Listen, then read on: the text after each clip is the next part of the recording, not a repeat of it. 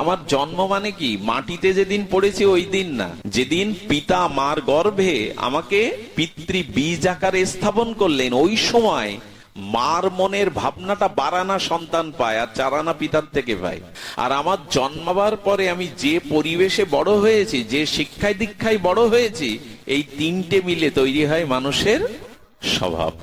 আমার মনে হয় কি একটা খাতা কলম আনা ভালো পাঠে, এগুলি এখানে বসে বসে নোট করা উচিত। অনেকেই করেন এবং এগুলো বাড়ি গিয়ে আবার মন্থন করেন, তখনই এই কথাগুলো জীবনে কাজে আসে। আমি এই বর্তমান সময়ে যেরূপ কর্ম করছি, আগামী জন্মে এই কর্ম অনুযায়ী আমার স্বভাব তৈরি হবে। সব একই মার গর্ভে জন্মে দুটো সন্তানের দুরকম স্বভাব হয় কেন? কারণ পূর্ব জন্মের কর্ম এবং পিতামাতা জন্মের সময় তাদের মনে যেরূপ ভাবনা ছিল, এবং আমি জন্মের পর যে পরিবেশে যে শিক্ষা দীক্ষায় বড় হয়েছি, এই তিনটে মিলে তৈরি হয়েছে আমার স্বভাব। আর মানুষ স্বভাবতই কর্ম করে, স্বভাবের বিরুদ্ধে সে যেতে, জলের স্বভাব নিচের দিকে, ওকে যদি স্তুতি করেন, ভাগবত শোনান, অনুরোধ করেন তুমি ওপরের দিকে যাও। স্বভাব কখনো জলকে বুঝিয়ে সুঝিয়ে, আচ্ছা আপনি খেতে বীজ বুনলেন, কাটার বীজ, কি বীজ বুনলেন? কাটার বীজ বুনলেন। আপনি ওর থেকে যদি গোলাপ ফুল চান, মানে কাটার বীজ পুঁতেছেন, কাটা গাছের, ফুল গাছের না, ওর থেকে গোলাপ চাইলে দেবে? ধানের বীজ বপন করে আপনি পাট চাইলে, গম চাইলে দেবে? যদি বলেন দিতে পারে, কি করে? তো ওই খেতে বসে 7 দিন ভাগবত পাঠ করুন, ওই খেতে গঙ্গা জল আর যমুনার জল সেচন করুন, ওইখানে বসে দান ধ্যান লাগান, কাঁসার ঘন্টা বাজিয়ে নাম পূজা পার্বণ করুন, বীজ বদলাবে কেন? ভগবানের নামে শক্তি নেই? ওইখানে করুণা হবে না? বললেন ভজন আলাদা জিনিস। আচ্ছা, কিছু কিছু জিনিস আমাদের একটু অনুভব করো। সবখানে ভগবানকে ডাকবেন, সব বিষয়ে ভগবানের উপর ভার চাপাবেন না।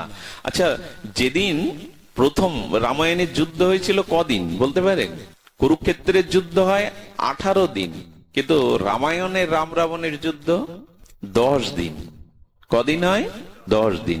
এবং রামায়ণের যে লঙ্কার যুদ্ধ, তার একটা অপূর্ব তাত্ত্বিক দর্শন আছে। সেই দর্শন হলো, এখানে শাস্ত্রে বলেছেন যে সেই দর্শনটা হলো, এখানে রাবণ হলো মোহের প্রতীক। কিসের প্রতীক? মোহ। আর রামচন্দ্র হলো বিশুদ্ধ জ্ঞানের প্রতীক। অর্থাৎ আমাদের লঙ্কা যুদ্ধটা, আমাদের যুদ্ধটা আমাদের মোহের সাথে জ্ঞানের। রাম হলো বিশুদ্ধ জ্ঞান আর রাবণ হলো মোহ। যতদিন কোনো মানুষের মোহ থাকবে, ততদিন সে জয়ী হতে। রাবণের সব শক্তি ছিল, মোহটা কেমন জানেন? মন্দাদরীর মতো সতী স্ত্রী যার ঘরে, দেবকন্যা, নাগ কন্যা, কতটা স্ত্রী রাবণের ঘরে, তারপরেও তোমার সীতার দিকে তাকানো দরকার ছিল? কথা বোঝা যায়? যা পেয়েছো, যা আছে, তাতে সন্তুষ্ট না থেকে যখন আরো চাই তোমার, এটার নাম মোহ। মোহ কখনো নিবৃত্তি হয় না। তো মোহরূপ রাবণ সে পরাজিত হয় কার দ্বারা? যদি বিশুদ্ধ ভগবত জ্ঞান কখনো তোমার হয়, তখন ওই জ্ঞানের দ্বারাই মোহ নাশ হয়, কিন্তু সহজে হয় না। আচ্ছা, রাবণ প্রথম দিনের যুদ্ধ কাকে পাঠিয়েছিল জানেন? মেঘনাথকে। কাকে পাঠিয়েছিল? মেঘনাথকে। এখানে খুব মার্মিক কথা হলো, মেঘনাথ হলো কামের প্রতীক। কার প্রতীক? আবার বলি, মেঘনাথ হলো কামের প্রতীক। হ্যাঁ, কাম সহজে জয় হয়? ইন্দ্রজিৎকে সহজে জয় করা কারো পক্ষে সম্ভব? ও মেঘের আড়াল থেকেই যুদ্ধ করতে পারতো। তার মানে কামকে দেখা যায় না, আড়াল থেকেই সবাইকে শেষ করে দেয়। এইসব রামায়ণ মানে শুধু গল্প না, এগুলো যদি অনুভব করি আমরা, তত্ত্ব দিয়ে আপনি ছাড়তে পারবেন না, রামায়ণ ছাড়তে পারবেন না, মহাভারত, এগুলো সব জীবন দর্শন। মেঘনাথ হলো কাম, এই জন্য সে আড়াল থেকেই বেশি যুদ্ধ করতে পরাক্রমশালী। কে তাকে জয় করবে? সেদিন রাম দেখলেন প্রথম দিনের যুদ্ধে এসেছে মেঘনাদ। রাম কি করলেন জানেন? আহা, কি তাত্ত্বিক তত্ত্ব গো! রাম বলছেন, আজকের যুদ্ধ লক্ষণ তুমি সামনে গিয়ে তুমি যুদ্ধ করবে। রাম কেন লক্ষণকে পাঠাচ্ছেন, নিজে যাচ্ছেন না কেন? ভাই এত বড় যোদ্ধার সামনে? তার কারণ হলো, লক্ষণ হলো বৈরাগ্যের প্রতীক। কিসের প্রতীক? নিজের রাজ্য থাকতেও, নিজের স্ত্রী থাকতেও, নিজের পিতামাতা থাকতেও শুধু প্রভুর চরণ সেবার জন্য এক কাপড়েই 14 বছরের জন্য লক্ষণ বেরিয়েছিল। লক্ষণ হলো বৈরাগ্যের প্রতি। আর মেঘনাদ কার প্রতি? কামের প্রতি। রামচন্দ্র দেখালেন কামের সামনে অনেক সময় জ্ঞান গিয়েও পারে না, জ্ঞানকে কাম ঢেকে দেয়। কামকে জয় করবার জন্য, পরাজিত করবার জন্য দরকার হলো বৈরাগ্যের। এই জন্য লক্ষণকে পাঠাচ্ছেন রামচন্দ্র, যাও লক্ষণ, আজকের যুদ্ধে তুমিই যাবে। কারণ বৈরাগ্য দ্বারা একমাত্র কাম জয় করা যায়। কাম আপনার কোনো উপদেশে, কোনো জ্ঞানে কখনো যায় না। যদি কারো জীবনে কোনো মহৎ অনুগ্রহে, সাধু সঙ্গের মহতের কৃপায় কারো ভিতরে বৈরাগ্য আসে, তবে বৈরাগ্যই পারে। কিন্তু কাম এত দুর্জয়, এত দুষ্পরণীয়, মাঝে মাঝে বৈরাগ্য হেরে যায়। যায় কিনা? সব ছেড়ে সাধু হয়েছি, অথচ কাম তাতেই পতন হয়ে গেল। চারিদিকে দৃষ্টি দিলে দেখতে পাবেন এখন সব ত্যাগ করেছি, বিষয় আশা, স্ত্রী পুত্র, কাম জয়, ওতেই তো ফেসে যায় অনেকেই। সেদিনের যুদ্ধে কার জয় হলো? ইন্দ্রজিৎ জয়ী হলো, লক্ষণ মূর্ছিত হয়ে পড়ে গেল। শক্তিশালের দ্বারা কি হলো? কাম এত শক্তিশালী, মাঝে মাঝে বৈরাগ্য, এটা আমাদের জীবনেও ঘটে, আপনারা উপলব্ধি করবেন। কাম এত দুর্জয় যে বৈরাগ্য মাঝে মাঝে। তবে একটা জিনিস বলি, লক্ষণ কি শক্তিশালের দ্বারা মারা গিয়েছিল না মূর্ছিত হয়ে পড়েছিল? কথা বলুন। মূর্ছিত হয়ে পড়েছিল। একটা ভরসার আশ্রয়, একটা ভরসার বাণী কি জানেন? কামের দ্বারা যদি বৈরাগ্য কখনো হেরেও যায়, মূর্ছিত হয়ে পড়ে যায়, শেষ হয়ে যাবে না, বৈরাগ্য আবার উঠবে, বৈরাগ্যই শেষে জয়ী হবে। লক্ষণ মূর্ছিত গেল। আমি যে প্রসঙ্গের জন্য প্রসঙ্গটা আনলাম তার তত্ত্ব হলো, যখন লক্ষণ মূর্ছিত হয়ে পড়ল, তখন রাম খুব হাহাকার করে উঠে বললেন, তাড়াতাড়ি কোথায় আছো? বৈদ্যকে ডেকে আনো, চিকিৎসককে ডেকে আনো। আচ্ছা, আপনারা প্রশ্ন করবেন না রামের কাছে, প্রভু আপনি চাইলেই পৃথিবী সৃষ্টি করতে পারেন, আপনি চাইলেই পৃথিবী ধ্বংস করতে পারেন, প্রতিটি জীবের প্রাণদাতা আপনি, সৃষ্টিকর্তা আপনি, আপনি ইশারা করলে লক্ষণ মূর্ছিত থেকে সুস্থ হয়ে উঠবে না? কথা বলুন, রাম চাইলে লক্ষণ সুস্থ হবে না? ডাক্তারের খোঁজ করছেন কেন রাম? তাড়াতাড়ি ভাইকে বাঁচানোর জন্য ডাক্তার ডাকো কেন বলছেন তিনি? এ কথার সংকেত হলো সবকিছুর মধ্যে ভগবানকে ডাকবেন না। দুটো নাপা ট্যাবলেটে যদি জ্বর যায়, তাতে রাম টানবেন কেন? এরকম বলবেন কেন, তুমি এত ভজন করো, এত সাধু, তোমার এত মন্ত্র, তুমি ওষুধ খাবে কেন? সাধুরা ওষুধ খেতে গেলে অন্যরা টিটকারি করে, কেউ কেউ আর চোখে তাকায়, এত ভজন করো তো তোমার ওষুধ লাগে কেন? খবরদার, ভগবানকে যেখানে সেখানে টানবেন না। 20 টাকার জন্য রামকে টানবেন ওখানে? প্রায় মানুষ দেখবেন সাধু দেখলেই বলে রোগ সেরে দাও। সাধু এই রোগ সারবার জন্য না। রাম স্বয়ং পূর্ণ ব্রহ্ম সনাতন ভগবান হয়েও উনি বৈদ্যের কাজ করছেন, ডাক্তারের কাজ করছেন, কিন্তু এখনো আমরা ফেসে আছি। তাই এখনো সেই জল পড়া, ফুল পড়া সেই সাধু, কারণ আমরাও এরকম ওষুধ না খেয়েই মরে পড়ে থাকবো। রাম কেন করলেন জানেন? আজকে যদি আমি ভগবান এই স্বরূপে ভাইকে সেরে দেই, এরপর থেকে জগতের লোক আমার অনুকরণ করে বলবে ডাক্তার কবিরাজ ঔষধের দরকার নেই, রাম থাকলেই হলো, কৃষ্ণ থাকলেই হলো।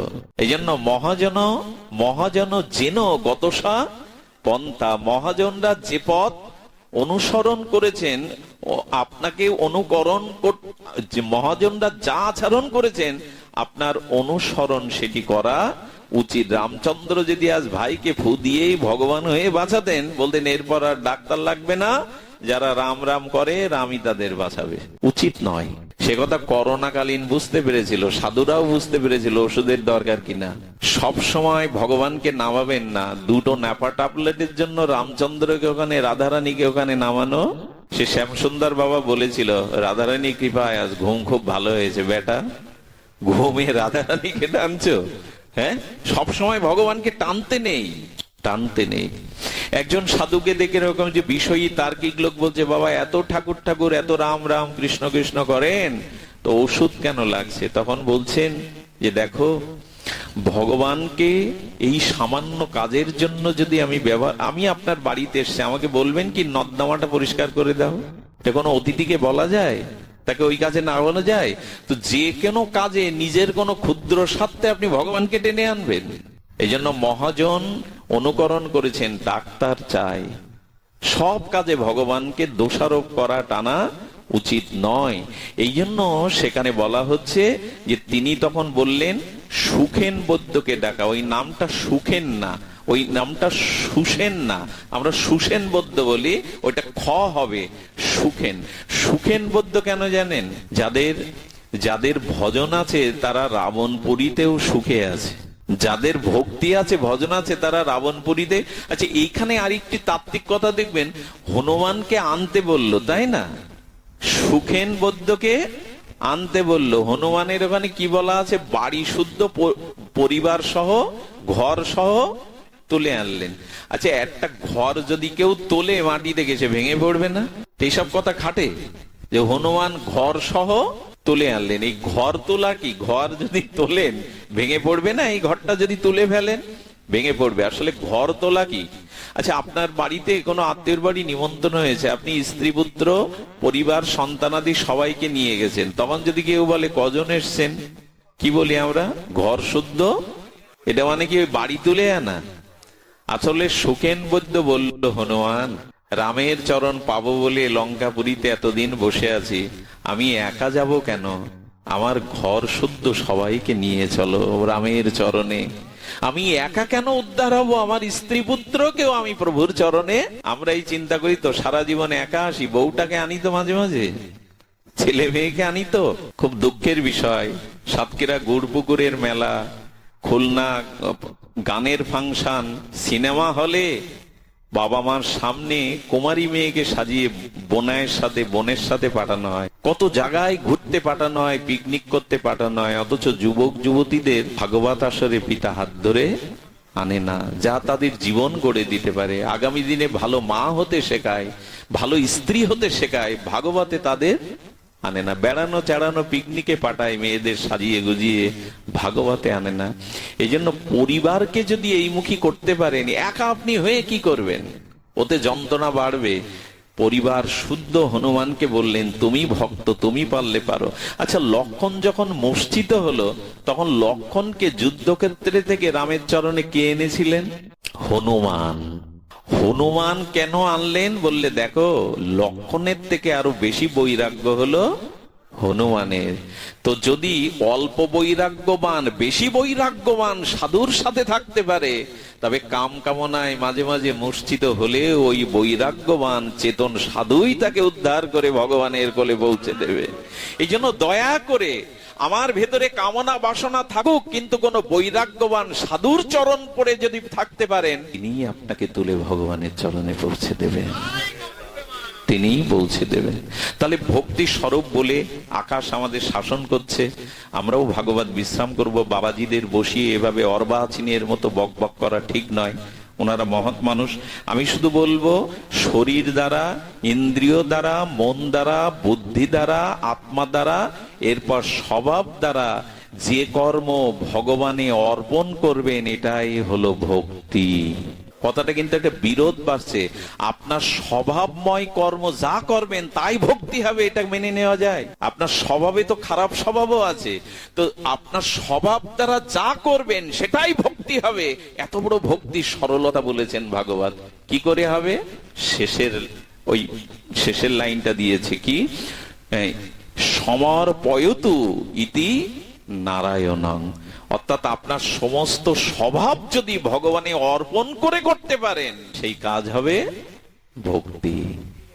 অদ্ভুত কথা। শরীর দিয়ে, বাক্য দিয়ে, মন দিয়ে, স্বভাব দিয়ে, কায়েন মানসা, কায়েন বাছা, কায়েন বুদ্ধির আত্মানা, স্বভাবত যদি এই সব ভগবানে অর্পণ করতে পারেন, সেটার নাম হলো স্বভাব। যদি খারাপ হয়, বলে ওটাও অর্পণ করো, কারণ গোবিন্দ এমন একটি তত্ত্ব, ভগবান এমন তত্ত্ব, ওখানে বিষ অর্পণ করলেও অমৃত হয়। খারাপ স্বভাবটাও ভগবানকে নিবেদন করো। আমি বৃন্দাবনের এক মহাত্মাকে জানি, এক মাতাল গিয়ে বলছে, প্রভু আমি দীক্ষা নিতে চাই। তো বললেন, হ্যাঁ, আমি ওকে দেখে হঠাৎ কৃপা হলো, বলে হ্যাঁ আমি তোমাকে দীক্ষা দেব, কিন্তু তখন সেই শিষ্যই বলছে, আমার একটা শর্ত আছে, দীক্ষা আমি নেব, কিন্তু মদ খাওয়া কিছু কিছু গুরুদেব আছে, এরা আমাদের মতো সাধারণ না, দেখলেন একে একটু কৃপা করতে হবে, তো পতিত হয়ে গেছে, বলি ঠিক আছে বাবা মদ খাবে কিন্তু আমি তোমাকে দীক্ষা দেব। বলে বাবা আপনি তো বেশ উদার, আমার উপর ভরসা করছেন কি করে? বলে বাবা ভরসা তো করতেই হবে, তোমার মধ্যে আত্মা আছে, বিবেক আছে, ভরসা তো করতেই হবে। এই বিশ্বাসে দীক্ষা দেওয়ার পরে বললেন মদ খাও, আমি নিষেধ করব না, কিন্তু একটা অনুরোধ আছে, মদটা মুখে দেওয়ার আগে একবার আমাকে নিবেদন করে নিও। এইখানটায় বর্ষি বাঁধিয়ে দিলেন। ও প্রথমে বুঝতে পারেনি কথাটা, যখনই মদ হাতে নিয়ে গুরুদেবকে স্মরণ করেছেন, শ্রী গুরু কৃপায় গুরুদেবের মুখটা মদের মধ্যেই ভেসে উঠেছে। আমি কি করে এটা খাই, এর মধ্যে তো শ্রী গুরুদেবকেই দেখছি আমি। হ্যাঁ, 7 দিনেই মদ ছেড়ে দিল। গুরুদেবের চরণে ভোটে প্রভু আমি পারলাম না, আমি নিবেদন করতে গেলেই আপনার মুখখানা ভেসে ওঠে মদের মধ্যে, পারলাম না। এই জন্য আপনি কামনা বাসনা আপনার মধ্যে যাই থাক, কুকর্ম কুস্বভাব, একটু ভগবানকে নিবেদন করে সব কাজ করুন, দেখবেন ধীরে ধীরে ধীরে ধীরে ভগবত শক্তি ওর মধ্যে কাজ করে আপনাকে নিয়ন্ত্রণ করবেই। আমাদের মধ্যে পাপ কাজ হতে পারে, স্খলন হতে পারে, পতন হতে পারে, আমরা মানুষ, এটা জাগতিক ত্রিগুণময়ী মায়ার দ্বারা আমরা প্রভূত হই মাঝে মাঝে, কিন্তু ভগবানকে নিবেদন করলে, স্বভাব যদি নিবেদন করেন, সেই স্বভাব এই নিবেদনের দ্বারা, ভক্তির দ্বারা ধীরে ধীরে সংশোধিত হয়ে যাবে, ধীরে ধীরেও সংশোধিত হয়ে যাবে। এই জন্য সব থেকে এই জন্য মানুষকে ভক্ত হতে গেলে, ভজন করতে গেলে প্রথমে প্রসাদ ভোজির কথা কেন বলা হয় জানেন? কিছু খেতে গেলে ভগবানকে নিবেদন করে খাও, ওই ওর মধ্যে দিয়ে তার ভক্তি জীবন শুরু হয়ে যায়। যখনই সে কিছু নিবেদন করতে যাবে তখন দেখবে এটা ভগবান গ্রহণ করে তো, এটা ভগবানকে দেওয়া যায় তো, তখনই তার ভক্তি জীবন শুরু হয়।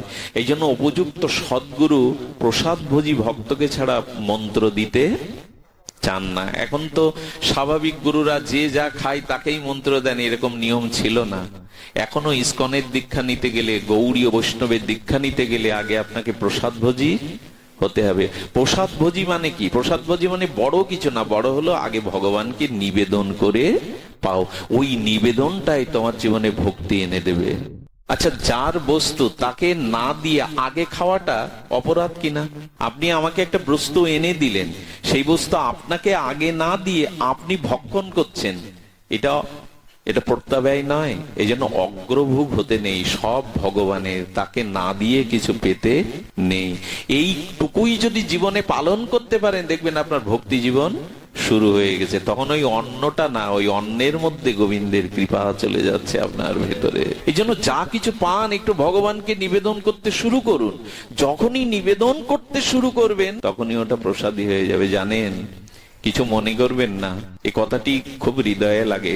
পরম পুরুষ রামকৃষ্ণ দেব, ওনার গলায় জানেন উনি ক্ষতরোগ নিয়েছিলেন, ভক্তের রোগী নিয়েছিলেন। উনি যখন শেষের সময় কাশতেন, ওই ক্ষয় রোগের দ্বারা কাশি থেকে রক্ত উঠত। ক্যান্সার তো, এই ক্ষয় রোগে রক্ত উঠত। একদিন দেখছেন যে স্বামী বিবেকানন্দ কি করছেন জানেন? ঠাকুরের কাশিটা হাত দিয়ে ধরছেন, ধরে ওটা চরণামৃত মনে করে পান করছেন, কাশিটা, রক্তটা। প্রসাদে বিশ্বাস দেখুন, গুরুদেবে বিশ্বাস দেখুন।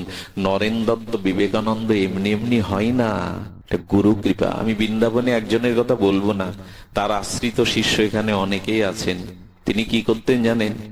গুরুদেব স্নান করে যখন পাকা মেঝে দিয়ে হেঁটে যেতেন, ওই পায়ের জলের ছাপটা গুরুদেবের অন্তরালে জিভ দিয়ে ছিটে ছিটে নিতেন, ওই ছাপটা চেটে চেটে নিতেন।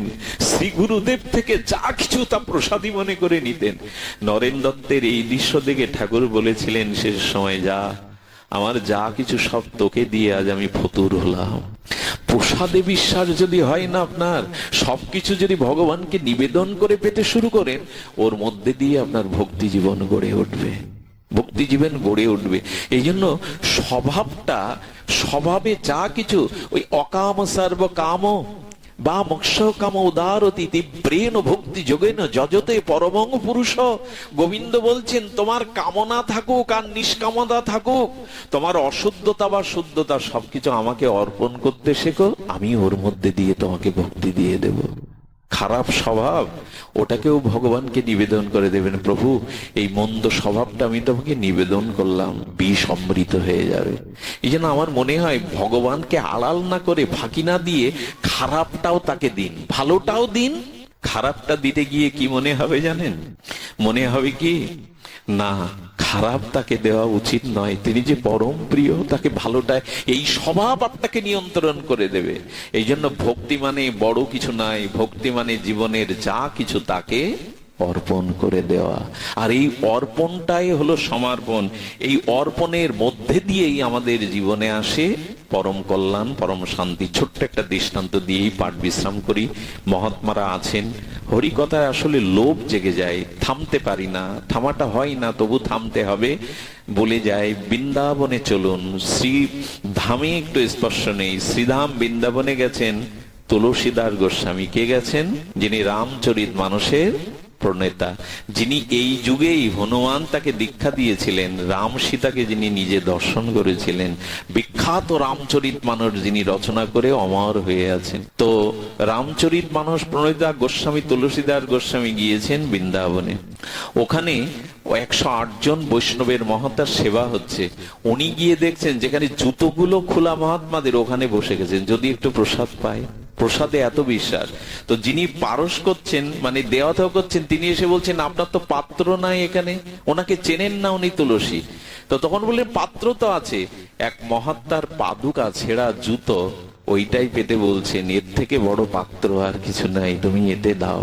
এই কথাটা উনি ওনারকে গিয়ে বললেন, যিনি এই বৈষ্ণব সেবার আয়োজন করেছেন। তিনি জানলেন ইনি সাধারণ কেউ হতে পারেন না। গিয়ে দেখেন ইনি তুলসীদাস গোস্বামী।